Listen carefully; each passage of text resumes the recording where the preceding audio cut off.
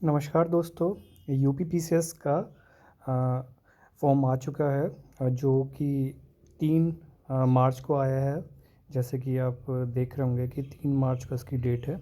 आज से ये स्टार्ट हो गया है। आप इसको ऑनलाइन सबमिट कर सकते हैं और इसको 6 अप्रैल तक 2023 तक आप इसको सबमिट कर सकते हैं। ठीक है, ये आपका 3 तारीख का डिफेंडिंग की गई है। ठीक है, अपर पीसीएस की पोस्ट है।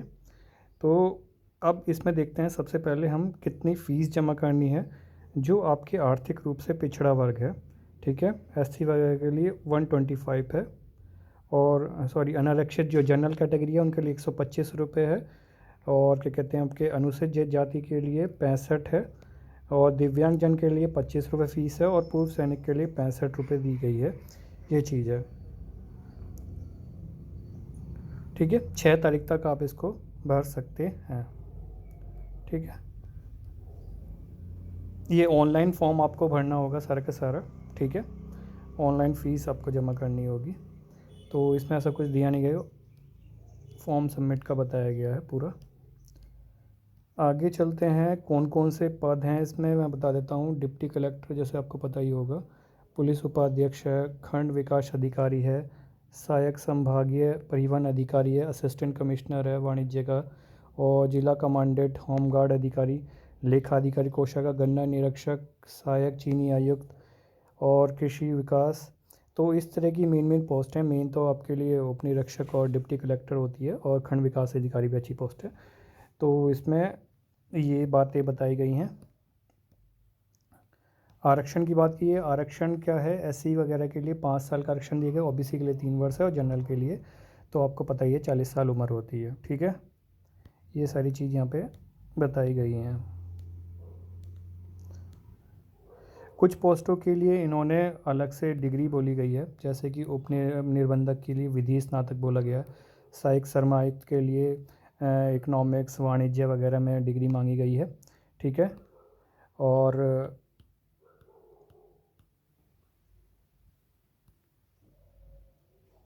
आपके ये पोस्ट में हैं जिनके लिए अलग से अर्हता मानी जाती हैं। सहायक नियंत्रक और लिपिक के लिए इसमें विश्वविद्यालय से किसी भी मान्यता प्राप्त विश्वविद्यालय मान्यता घोषित करना चाहिए और केंद्रीय विश्वविद्यालय भौतिक साइंस वालों के लिए है।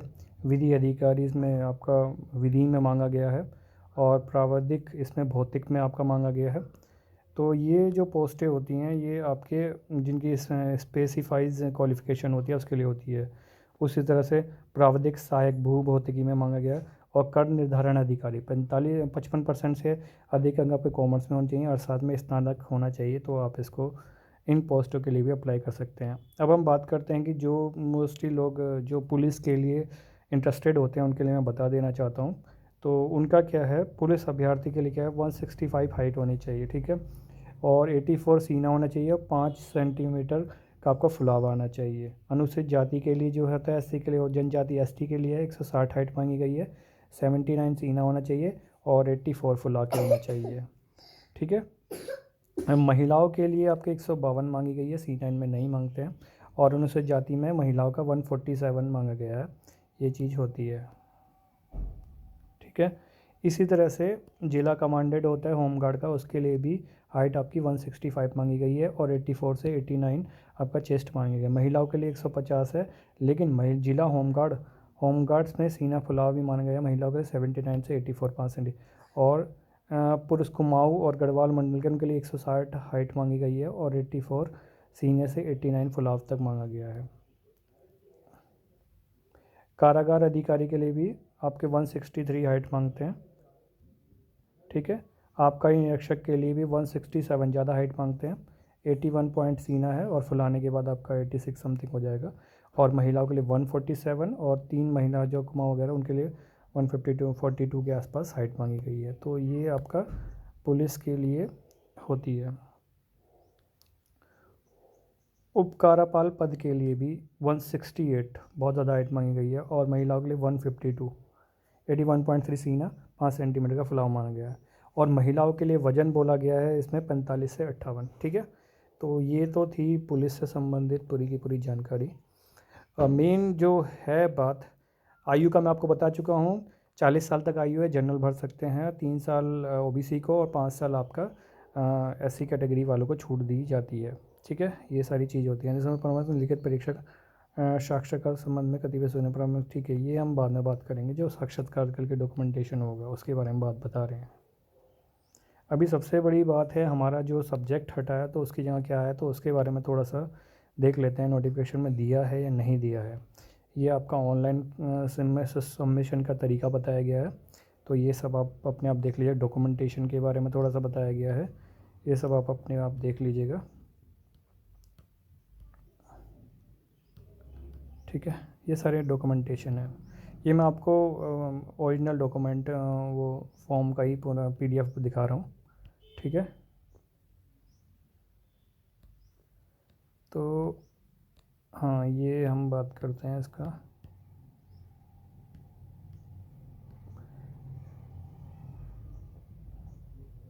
ठीक है, अब हम बात कर लेते हैं जो प्रारंभिक परीक्षा होगी वहाँ पे 2 प्रश्न आएंगे। पहला प्रश्न तो जीएस का ही होगा। सेकंड प्रश्न जो सीसेट का होगा 33% अंक अनिवार्य हैं, तो ही आपकी आगे की कॉपी चेक होगी, अदरवाइज़ नहीं होगी। ठीक है, तो इस पर क्वालिफाई करना ज़रूरी है। ठीक है, अब सम्मिलित राज्य परवर अधीनस्थ में जो आपका मेंस परीक्षा होगी, सबसे इम्पोर्टेंट सेक्टर जो है, पहले की तरह ही जो हिंदी का पेपर होगा वो 150 नंबर का है ही। ठीक है, फर्स्ट पेपर हो गया। सेकंड नंबर निबंध का है, वो भी 150 नंबर का है ही आपका। ठीक है, फिर जो जीएस फर्स्ट है 200, जिसमें आपका इतिहास, भूगोल और सोशल वर्क से समाज कार्य या सोशल इश्यूज़ जो आते थे, समाज कार्य नहीं बोलना गलत होगा, समाज कार्य से रिलेटेड वर्ड था, 200 अंक का हो गया। अब 200 अंक में क्या था, पहले की यूपी का भी सोशल और हिस्ट्री उसमें पूछा जाता था। तो इस बार क्या होगा, जीएस फर्स्ट पेपर का जो होगा 200 नंबर का, वो केवल जैसे यूपीएससी में आता है वही सिलेबस करेगा, यूपी इसमें नहीं आएगा। फिर इसी तरह से जीएस सेकंड पेपर वो भी 200 नंबर का है, और ठीक है, और तीसरा जीएस वो भी 200 नंबर का है, चौथा जीएस वो भी चौथा नंबर, जीएस जो इथिक्स का पेपर होता है, नैतिकशास्त्र का होता है। खास बात क्या है, इस बार 2 पेपर सब्जेक्ट कोटा के इंक्लूड किए गए हैं, वो हैं जीएस 5th और 6th। तो पहले क्या होता था, जीएस के फर्स्ट सेकंड थर्ड में आपके यूपी के भी क्वेश्चन ऐड किए जाते थे, जो करीबन 120 तक के आसपास होते थे तीनों के मिला के। ठीक है, तो अब क्या करेंगे, जीएस फर्स्ट सेकंड थर्ड से यूपी के क्वेश्चन हट जाएंगे, वो ट्रांसफ़र हो जाएंगे आपके जीएस 5th एंड 6th वाले में। यानी कि ये दोनों पेपर आपके यूपी ओरिएंटेड पेपर होने वाले हैं। तो यूपी वालों के लिए बहुत अच्छा खास है, जिससे साइंस बैकग्राउंड के स्टूडेंट, अब मुझे नहीं लगता कि आगे बहुत कम सेलेक्ट, उनके लिए थोड़ा सा प्रॉब्लम क्रिएट होगा। अब मैं आगे पढ़ भी देता हूँ उन्होंने क्या लिखा है। ठीक है, जितने भी प्रश्न थे 3 घंटे की अवधि के होंगे, मेंस में सबको पता है 200 नंबर के। अब क्या है, 3 घंटे वाले प्रश्न का परीक्षा 9 साढ़े 9:30 से 12:30 होता है, 2 से 5 होता है, टाइमिंग बताई गई है। ठीक है, हिंदी प्रश्न में न्यूनतम अंक प्राप्त किए जाएंगे। ठीक है, न्यूनतम। और फिर इन्होंने बोला है जो आपका इंटरव्यू होगा वो 100 नंबर का है, पहले भी 100 नंबर का है। ठीक है, ठीक है,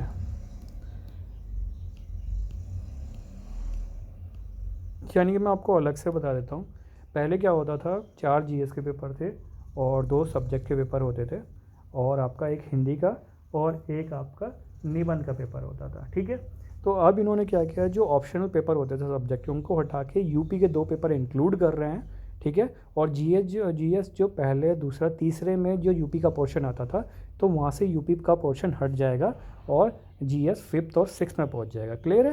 ठीक है, यानी कि अब टोटल कितने पेपर हो गए, 6 जीएस के हो गए हैं और 2 हिंदी, यानी कि टोटल आपके 8 पेपर हो गए हैं ये।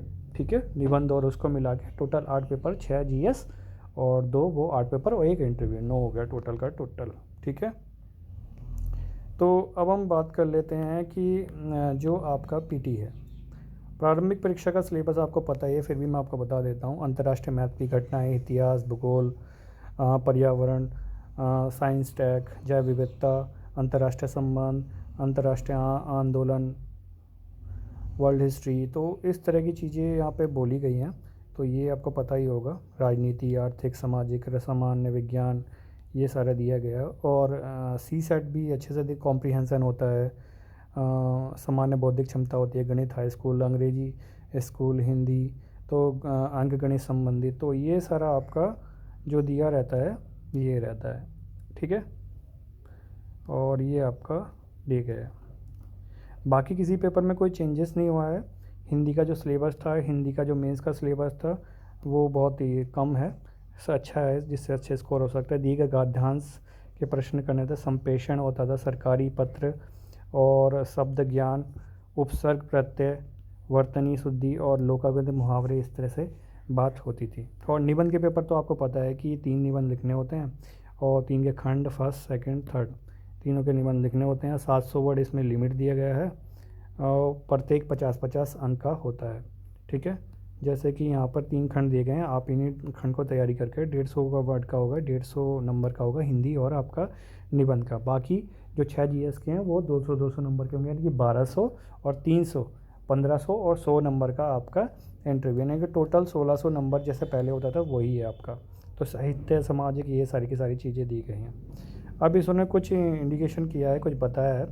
सामान्य अध्ययन फर्स्ट, जो मैं आपको पहले ही बता चुका हूँ, फर्स्ट, सेकंड, थर्ड, फोर्थ के संदर्भ पाठ्यक्रम यथावत, यानी कि जो पहले first GS, second GS, third GS और फोर्थ जीएस का सिलेबस था यथावत रहेगा, उत्तर प्रदेश को छोड़कर, ठीक है। यानी कि अब जीएस का वेटेज बहुत ज़्यादा बढ़ गया और यूपी का वेटेज बहुत ज़्यादा, अब उसमें यूपी के क्वेश्चन नहीं आएंगे। जो मोस्ट इंपॉर्टेंट इन्फॉर्मेशन है यूपी का आप इन्होंने क्या बना दिया है, उत्तर प्रदेश को के लिए 5वां और 6ठा पेपर बनाया गया है, जिसका पाठ्यक्रम इन्होंने अभी वेबसाइट पे अपलोड नहीं किया है, उसको वो बाद में अपलोड करेंगे, ठीक है।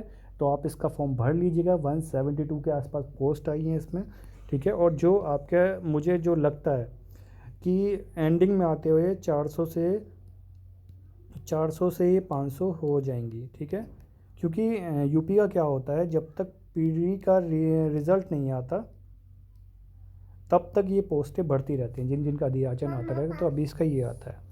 तो thanks for watching this video and please subscribe and like and please circulate this video, and thank you and best of luck for UPPCS.